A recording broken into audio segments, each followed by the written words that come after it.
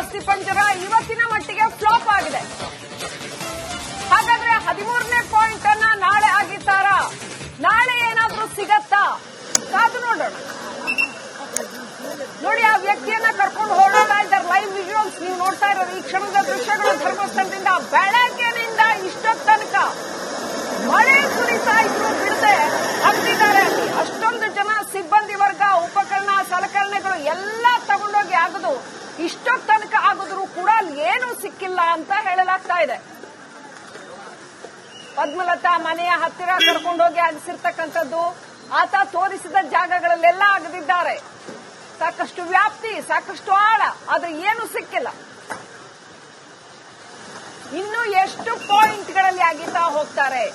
ಸಹಜವಾಗಿ ಊರು ಅಂತ ಅಂದ ಮೇಲೆ, ಮತ್ತೆ ಆತ ಇದೇ ಕೆಲಸ ಮಾಡ್ತಾ ಇದ್ದ ಅಂತ ಅಂದ ಮೇಲೆ ಖಂಡಿತವಾಗ್ಲೂ ಆತ ಒಂದು 5-10 ಹೆಣಗಳನ್ನಾದ್ರೂ ಹುಗಿದಿರಬಹುದಲ್ವಾ ಅನ್ನೋದು ಜನಗಳ ಪ್ರಶ್ನೆ, ಅಲ್ಲಿನ ಸ್ಥಳೀಯರ ಪ್ರಶ್ನೆ.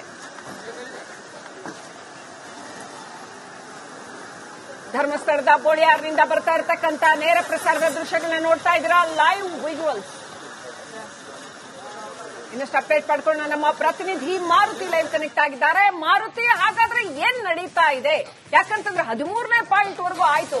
ಇವತ್ತು 15ನೇ ಪಾಯಿಂಟ್ ಪದ್ಮಲತಾ ಮನೆ ಹತ್ರ ಈತ ಕರ್ಕೊಂಡೋಗಿರ್ತಕ್ಕಂಥದ್ದು. ಎಷ್ಟು ಅಡಿ ಆಳ ಅಥವಾ ಅಗಲ ಆಗದಿದ್ದಾರೆ? ಇಷ್ಟೊತ್ತು ತನಕ ಏನೂ ಸಿಕ್ಲಿಲ್ವಾ? ಇವತ್ತಿನ ಇಡೀ ಕಾರ್ಯಾಚರಣೆ ಯಾವ ರೀತಿನಲ್ಲಿತ್ತು? ನಾಳೆ ಇನ್ನೇನೇನ್ ಮಾಡ್ತಾರಂತೆ? ಮಾರುತಿ.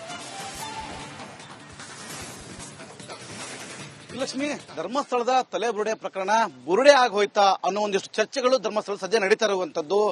ಬೆಳಗ್ಗೆ, ಮಧ್ಯಾಹ್ನ, ಸಂಜೆ ಹೀಗೆ ಒಂದಲ್ಲ ಒಂದು ರೀತಿಯಲ್ಲಿ ತನಿಖೆಯ ಆಯಾಮವನ್ನ ಎಸ್ಐಟಿ ಅಧಿಕಾರಿಗಳು ಬದಲಾವಣೆ ಮಾಡ್ಕೊಳ್ತಾ ಇದ್ದಾರೆ. ಕಾರಣ, ಪ್ರತಿನಿತ್ಯ ಏನು ಉತ್ಖನನ ಕಾರ್ಯ ನಡೆಯೋಕ್ಕಿಂತ ಮುಂಚೆ ಒಂದಿಷ್ಟು ಕಾರ್ಯಗಳನ್ನು ಮಾಡ್ತಾ ಇದ್ರು. ಅಂದ್ರೆ ಮೊದಲು ಅಧಿಕಾರಿಗಳು ಬರ್ತಾ ಇದ್ರು, ಅರಣ್ಯಾಧಿಕಾರಿಗಳು ಬರ್ತಾ ಇದ್ರು, ಗ್ರಾಮ ಪಂಚಾಯತಿಯ ಒಂದಿಷ್ಟು ಪ್ರಮುಖರು ಬರ್ತಾ ಇದ್ರು, ಎಸ್ಐಟಿ ಅಧಿಕಾರಿಗಳು ಬರ್ತಾ ಇದ್ರು. ಆದ್ರೆ ಈಗ ಆ ಒಂದು ಆಯಾಮವನ್ನ ಬದಲಾವಣೆ ಮಾಡ್ಕೊಂಡಿದ್ದಾರೆ. ಒಂದು ಬಾರಿ ಯಾವ್ದಾದ್ರು ಸ್ಥಳವನ್ನ ಉತ್ಖನನ ಮಾಡಲಿಕ್ಕೆ ಹೊರಟಾಗ ಏನೆಲ್ಲ ಬೇಕು ಅಂದ್ರೆ ತಲೆಬುರುಡೆ ಸಿಕ್ಕಿದ್ರೆ ಅವುಗಳನ್ನ ಯಾವ ರೀತಿ ತರೋದು, ಉಪ್ಪಿನ ಮೂಟೆ ಆಗಿರ್ಬೋದು, ಗ್ಲೌಸ್ ಆಗಿರ್ಬೋದು, ಪಿಪಿಕೆಗಳಾಗಿರ್ಬೋದು, ಅಧಿಕಾರಿಗಳಾಗಿರ್ಬೋದು, ಮತ್ತು ಅದಲ್ಲದೆ ಇದಕ್ಕೆಲ್ಲಕ್ಕಿಂತ ಮುಂಚೆ ಮೊದಲೇ ಅಂದ್ರೆ ಹೋಗುವ ಜಾಗದ ಮೊದಲೇ ಒಂದಿಷ್ಟು ಉತ್ಖನನ ಪ್ರಕ್ರಿಯೆ ಮಾಡುವಂತ ಕಾರ್ಮಿಕರ ಕಳಿಸುವಂತ ಪ್ರಕ್ರಿಯೆ ಆಗ್ತಾ ಇದೆ. ಇನ್ನೆಲ್ಲೋ ದೂರದ ಜಾಗದಲ್ಲಿ ಇನ್ನು ಇಟಾಚಿಯನ್ನು ನಿಲ್ಲಿಸುವ ಕ್ರಿಯೆ ಮಾಡ್ತಾ ಇದ್ದಾರೆ. ಅಧಿಕಾರಿಗಳು ಯಾವುದೇ ಒಂದೇ ರೀತಿಯಲ್ಲಿ ಆಗ್ತಾ ಇಲ್ಲ, ಒಂದಿಷ್ಟು ಆಯಾಮಗಳನ್ನ ಬದಲಾವಣೆ ಮಾಡ್ಕೊಳ್ತಾ ಇದ್ದಾರೆ. ಒಂದಿಷ್ಟು ಗ್ರಿಲ್ ಮಾಡಿದ್ರು, ಒಂದಿಷ್ಟು ಚರ್ಚೆ ಆಯಿತು. ಅದಾದ ಬಳಿಕ ಲೇಟ್ ಆದ್ರೂ ಕೂಡ 15 ಅಂದ್ರೆ ಕಲ್ಲೇರಿ ಅನ್ನೋ ಏನೋ ಬೋಳಿಮಾರ್ ಅನ್ನೋ ಒಂದು ಗ್ರಾಮದ ಪಕ್ಕದಲ್ಲಿ ಇರ್ತಕ್ಕಂಥ 500 ಮೀಟರ್ ದೂರದಲ್ಲಿ ಅಂತ ಹೇಳಿದ್ರು. ಅದಾದ ಬಳಿಕ ಈಗ 2 ಕಿಲೋಮೀಟರ್ ದೂರದಲ್ಲಿ ಇರ್ತಕ್ಕಂಥ ಪದ್ಮಲತಾ ಅನ್ನೋ ಒಬ್ಬರು ಮರ್ಡರ್ ಆಗಿತ್ತು. ಆ ಜಾಗದಲ್ಲಿ ಸದ್ಯ 15 ವರ್ಷದ ಬಾಲಕಿಯನ್ನ ಹೂತಾಕಿದ್ದೆ ಅಂತ ಹೇಳಿದ್ರು. ಬುರುಡೆ ಬಿಡ್ತಾ ಇದ್ದಾರಾ? ಹಾಗಾದ್ರೆ ಈ ಮಾಸ್ಕ್ ಮ್ಯಾನ್ ಅನ್ನೋದು ಒಂದಿಷ್ಟು ಚರ್ಚೆಗೆ ಗ್ರಾಸವಾಗಿದೆ ಅಂತ ಹೇಳ್ಬೋದು. ಸದ್ಯಕ್ಕೆ ಬೆಳಗಿನಿಂದ ಅಧಿಕಾರಿಗಳು ಒಂದಲ್ಲ ಒಂದು ರೀತಿಯಲ್ಲಿ ಆಯಾಮನ ಮಾಡ್ತಾ ಇದ್ದಾರೆ, ಒಂದು ರೀತಿಯಲ್ಲಿ ಪ್ರಕ್ರಿಯೆ ಪ್ರಾರಂಭ ಮಾಡಿದ್ದಾರೆ, ತನಿಖೆ ಚುರುಕೊಂಡಿದೆ ಅಂತ ಹೇಳಿ ನಾವು ಸುದ್ದಿ ಮಾಡ್ತಾ ಇದ್ದೇವೆ. ಆದ್ರೆ ಪ್ರತಿ ಜಾಗದಲ್ಲೂ ಕೂಡ ಏನೂ ಸಿಗದೆ ಈ ತಲೆಬುರುಡೆಕ್ಕೆ ಸದ್ಯಕ್ಕೆ ಬುರುಡೆ ಆಗ್ತಾ ಇದೆ ಅಂತ ಹೇಳಿ ಜನರು ಕೂಡ ಮಾತನಾಡ್ತಿದ್ದಾರೆ. ಜೊತೆಗೆ ಅಧಿಕಾರಿಗಳು ಕೂಡ ಸುಸ್ತಾಗಿದ್ದಾರೆ. ಅಂದ್ರೆ ದಿನ ಬೆಳಗಾದ್ರೆ ಒಂದಿಷ್ಟು ಗ್ರಿಲ್ ಆಗುವಂತದ್ದು, ಮತ್ತೆ ಅವರನ್ನ ಮುಸುಕುದಾರಿನ ಗಾಡಿಯಲ್ಲಿ ತಗೊಂಡ್ಬರುವಂತದ್ದು, ಪೊಲೀಸರು 24 ಗಂಟೆ ಮಾಡಿರುವಂತಹ ಜಾಗಗಳಲ್ಲಿ ಕಾಯುವಿಕೆ, ಇದೆಲ್ಲೂ ಒಂದು ರೀತಿಯಲ್ಲಿ ಬೋರ್ ಆಗ್ತಾ ಇದೆ ಅನ್ನೋ ವ್ಯವಸ್ಥೆಯಲ್ಲಿ ಜನರು ಮಾತಾಡ್ತಾ ಇದ್ದಾರೆ.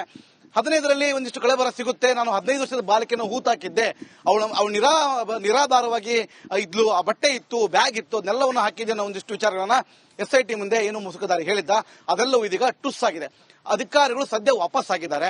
ಬರೀ ಏನು ಬೆಳಗಾದ್ರೆ ಸಾಕು ಬರೋದು, ಒಂದಿಷ್ಟು ಜಾಗವನ್ನು ಆಯ್ಕೆ ಮಾಡೋದು. 13 ಜಾಗ 13 ನಂಬರ್ ಜಾಗ ಆಗಿತ್ತಾರೆ ಅನ್ಕೊಂಡಿದ್ವಿ, ಇವತ್ತು ಅದಾಗ್ಲಿಲ್ಲ. ಕಲ್ಲೇರಿ ಜಾಗಕ್ಕೆ ಹೋಗಿ ಆಗಿರುವಂತಾಗಿದ್ದು ಶ್ರೀಲಕ್ಷ್ಮಿ. ಬೇರೆ ಎಲ್ಲ ಇರ್ತಾವಲ್ಲ, ಯಾಕೆ ಎಲ್ಲ ಪ್ರಶ್ನೆಗಳು ಹೇಳ್ತಾ ಇದ್ದಾವೆ. ಆಪರೇಷನ್ ಅಸ್ಥಿಪಂಜರ ಫ್ಲಾಪ್ ಆಗಿದೆ ಇವತ್ತಿನ ಮಟ್ಟಿಗೆ. 13ನೇ ಸ್ಥಳ ಬಿಟ್ಟು ಇವತ್ತು 15ನೇ ಪಾಯಿಂಟ್ ಉತ್ಖನನ ಮಾಡಿದ್ದಾರೆ. ಈಗ 13ನೇ ಪಾಯಿಂಟ್ ಮಾತ್ರ ಬಾಕಿ ಇದೆ. ನಾಳೆ ಅಜಿತಾರ 13ನೇ ಪಾಯಿಂಟ್ ಅನ್ನ. ಫ್ಲಾಪ್ ಆಗಿದೆ ಆಪರೇಷನ್ ಅಸ್ಥಿಪಂಜರ ಇವತ್ತಿನ ಮಟ್ಟಿಗೆ ಫ್ಲಾಪ್ ಆಗಿದೆ. ಹಾಗಾದ್ರೆ 13ನೇ ಪಾಯಿಂಟ್ ಅನ್ನ ನಾಳೆ ಆಗಿತ್ತಾರಾ? ನಾಳೆ ಏನಾದ್ರೂ ಸಿಗತ್ತಾ? ಕಾದು ನೋಡೋಣ.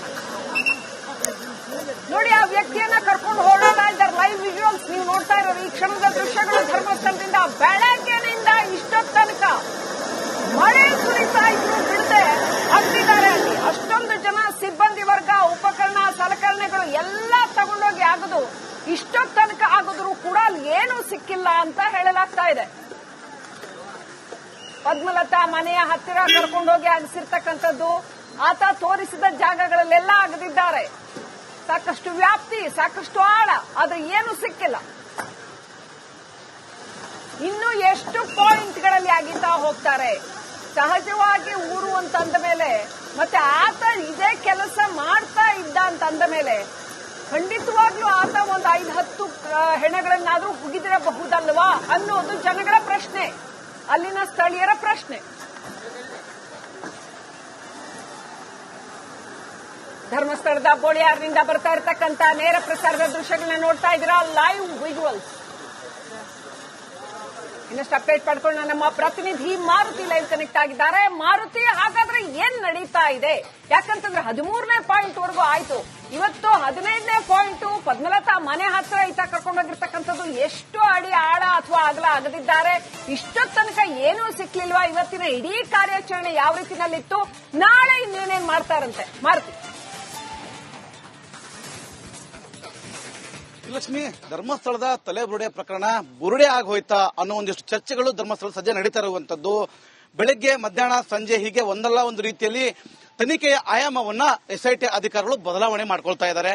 ಕಾರಣ, ಪ್ರತಿನಿತ್ಯ ಏನು ಉತ್ಖನನ ಕಾರ್ಯ ನಡೆಯೋಕ್ಕಿಂತ ಮುಂಚೆ ಒಂದಿಷ್ಟು ಕಾರ್ಯಗಳನ್ನು ಮಾಡ್ತಾ ಇದ್ರು. ಅಂದ್ರೆ ಮೊದಲು ಅಧಿಕಾರಿಗಳು ಬರ್ತಾ ಇದ್ರು, ಅರಣ್ಯಾಧಿಕಾರಿಗಳು ಬರ್ತಾ ಇದ್ರು, ಗ್ರಾಮ ಪಂಚಾಯತಿಯ ಒಂದಿಷ್ಟು ಪ್ರಮುಖರು ಬರ್ತಾ ಇದ್ರು, ಎಸ್ಐಟಿ ಅಧಿಕಾರಿಗಳು ಬರ್ತಾ ಇದ್ರು. ಆದ್ರೆ ಈಗ ಆ ಒಂದು ಆಯಾಮವನ್ನ ಬದಲಾವಣೆ ಮಾಡ್ಕೊಂಡಿದ್ದಾರೆ. ಒಂದು ಬಾರಿ ಯಾವ್ದಾದ್ರು ಸ್ಥಳವನ್ನ ಉತ್ಖನನ ಮಾಡಲಿಕ್ಕೆ ಹೊರಟಾಗ ಏನೆಲ್ಲ ಬೇಕು ಅಂದ್ರೆ ತಲೆಬುರುಡೆ ಸಿಕ್ಕಿದ್ರೆ ಅವುಗಳನ್ನ ಯಾವ ರೀತಿ ತರೋದು, ಉಪ್ಪಿನ ಮೂಟೆ ಆಗಿರ್ಬೋದು, ಗ್ಲೌಸ್ ಆಗಿರ್ಬೋದು, ಪಿಪಿಕಿಗಳಾಗಿರ್ಬೋದು, ಅಧಿಕಾರಿಗಳಾಗಿರ್ಬೋದು, ಮತ್ತು ಅದಲ್ಲದೆ ಇದಕ್ಕೆಲ್ಲಕ್ಕಿಂತ ಮುಂಚೆ ಮೊದಲೇ ಅಂದ್ರೆ ಹೋಗುವ ಜಾಗದ ಮೊದಲೇ ಒಂದಿಷ್ಟು ಉತ್ಖನನ ಪ್ರಕ್ರಿಯೆ ಮಾಡುವಂತ ಕಾರ್ಮಿಕರ ಕಳಿಸುವಂತ ಪ್ರಕ್ರಿಯೆ ಆಗ್ತಾ ಇದೆ. ಇನ್ನೆಲ್ಲೋ ದೂರದ ಜಾಗದಲ್ಲಿ ಇನ್ನು ಇಟಾಚಿಯನ್ನು ನಿಲ್ಲಿಸುವ ಕ್ರಿಯೆ ಮಾಡ್ತಾ ಇದ್ದಾರೆ.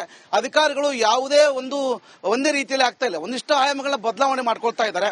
ಒಂದಿಷ್ಟು ಗ್ರಿಲ್ ಮಾಡಿದ್ರು, ಒಂದಿಷ್ಟು ಚರ್ಚೆ ಆಯಿತು. ಅದಾದ ಬಳಿಕ ಲೇಟ್ ಆದ್ರೂ ಕೂಡ 15 ಅಂದ್ರೆ ಕಲ್ಲೇರಿ ಅನ್ನೋ ಏನು ಬೋಳಿಮಾರ್ ಅನ್ನೋ ಒಂದು ಗ್ರಾಮದ ಪಕ್ಕದಲ್ಲಿ ಇರ್ತಕ್ಕಂಥ 500 ಮೀಟರ್ ದೂರದಲ್ಲಿ ಅಂತ ಹೇಳಿದ್ರು. ಅದಾದ ಬಳಿಕ ಈಗ 2 ಕಿಲೋಮೀಟರ್ ದೂರದಲ್ಲಿ ಇರ್ತಕ್ಕಂಥ ಪದ್ಮಲತಾ ಅನ್ನೋ ಒಬ್ಬರು ಮರಡರಾಗಿತ್ತು. ಆ ಜಾಗದಲ್ಲಿ ಸದ್ಯ 15 ವರ್ಷದ ಬಾಲಕಿಯನ್ನ ಹೂತಾಕಿದ್ದೆ ಅಂತ ಹೇಳಿದ್ರು. ಬುರುಡೆ ಬಿಡ್ತಾ ಇದ್ದಾರ ಹಾಗಾದ್ರೆ ಈ ಮಾಸ್ಕ್ ಮ್ಯಾನ್ ಅನ್ನೋದು ಒಂದಿಷ್ಟು ಚರ್ಚೆಗೆ ಗ್ರಾಸವಾಗಿದೆ ಅಂತ ಹೇಳ್ಬೋದು. ಸದ್ಯಕ್ಕೆ ಬೆಳಗಿನಿಂದ ಅಧಿಕಾರಿಗಳು ಒಂದಲ್ಲ ಒಂದು ರೀತಿಯಲ್ಲಿ ಆಯಾಮನ ಮಾಡ್ತಾ ಇದ್ದಾರೆ, ಒಂದು ರೀತಿಯಲ್ಲಿ ಪ್ರಕ್ರಿಯೆ ಪ್ರಾರಂಭ ಮಾಡಿದ್ದಾರೆ, ತನಿಖೆ ಚುರುಕೊಂಡಿದೆ ಅಂತ ಹೇಳಿ ನಾವು ಸುದ್ದಿ ಮಾಡ್ತಾ ಇದ್ದೇವೆ. ಆದ್ರೆ ಪ್ರತಿ ಜಾಗದಲ್ಲೂ ಕೂಡ ಏನೂ ಸಿಗದೆ ಈ ತಲೆಬುರುಡೆಗೆ ಸದ್ಯಕ್ಕೆ ಬುರುಡೆ ಆಗ್ತಾ ಇದೆ ಅಂತ ಹೇಳಿ ಜನರು ಕೂಡ ಮಾತನಾಡ್ತಿದ್ದಾರೆ. ಜೊತೆಗೆ ಅಧಿಕಾರಿಗಳು ಕೂಡ ಸುಸ್ತಾಗಿದ್ದಾರೆ. ಅಂದ್ರೆ ದಿನ ಬೆಳಗಾದ್ರೆ ಒಂದಿಷ್ಟು ಗ್ರಿಲ್ ಆಗುವಂತದ್ದು, ಮತ್ತೆ ಅವರನ್ನ ಮುಸುಕುದಾರಿನ ಗಾಡಿಯಲ್ಲಿ ತಗೊಂಡ್ಬರುವಂತದ್ದು, ಪೊಲೀಸರು 24 ಗಂಟೆ ಮಾಡಿರುವಂತಹ ಜಾಗಗಳಲ್ಲಿ ಕಾಯುವಿಕೆ, ಇದೆಲ್ಲೂ ಒಂದು ರೀತಿಯಲ್ಲಿ ಬೋರ್ ಆಗ್ತಾ ಇದೆ ಅನ್ನೋ ವ್ಯವಸ್ಥೆಯಲ್ಲಿ ಜನರು ಮಾತಾಡ್ತಾ ಇದ್ದಾರೆ.